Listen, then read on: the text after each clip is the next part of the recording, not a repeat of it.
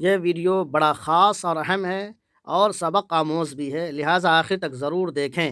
سامان سے لدا ہوا ایک بحری جہاز محو سفر تھا کہ تیز ہواؤں کی وجہ سے وہ الٹنے لگا۔ قریب تھا کہ جہاز ڈوب جاتا۔ اس میں موجود تاجروں نے کہا کہ بوجھ ہلکا کرنے کے لیے کچھ سامان سمندر میں پھینک دیے جائیں۔ تاجروں نے مشورہ کر کے طے کیا کہ سب سے زیادہ سامان جس کا ہو وہی اپنا سامان پھینک دیں۔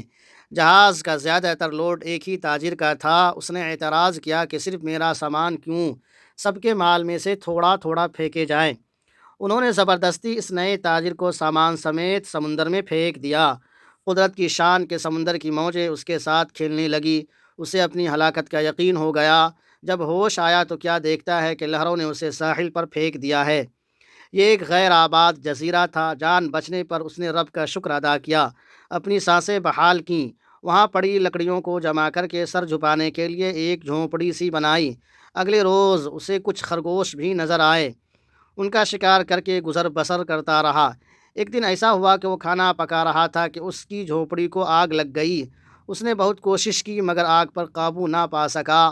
اس نے زور سے پکارنا شروع کیا، تو نے مجھے سمندر میں پھینک دیا، میرا سارا سامان غرق ہو گیا، اب یہی جھونپڑی تھی میری کل کائنات، اسے بھی جلا کر راکھ کر دیا، اب میں کیا کروں؟ یہ شکوہ کر کے وہ خالی پیٹ سو گیا۔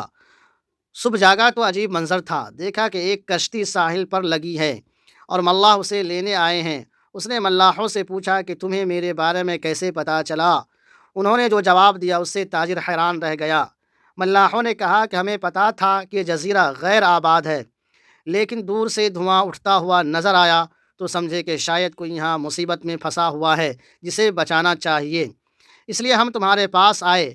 پھر تاجر نے اپنا پورا قصہ سنایا تو ملاحوں نے یہ کہہ کر اسے مزید حیران کر دیا کہ جس جہاز سے تمہیں سمندر میں پھینکا گیا وہ آگے جا کر غرق ہو گیا، یعنی ڈوب گیا۔ یہ سن کر تاجر سجدے میں گر گیا، رب کا شکر ادا کرنے لگا اور کہا کہ پاک ہے وہ ذات جس نے مجھے بچانے کے لیے تاجروں کے ہاتھوں سے سمندر میں پھینکوایا، پھر اپنے بندوں کے بارے میں وہی زیادہ جاننے والا ہے۔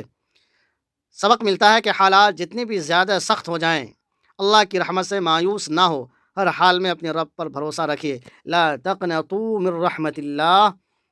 میرے بھائیو اور دوستو، اس لیے میں آپ سے درخواست کرتا ہوں کہ آپ سب بھی اور ہم سب بھی اللہ ہی پر بھروسہ رکھیں، اللہ کی رحمت سے نا امید نہ ہو۔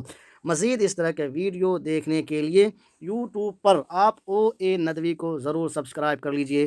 اگر فیس بک پر دیکھ رہے ہیں تو عزیر انظر کو ضرور آپ فالو کر لیجئے، لائک کر دیجئے، کمنٹ کر دیجئے اور ویڈیو کو اپنے دوستوں میں صدقہ جاریہ سمجھ کر کے ضرور شیئر کر دیجئے۔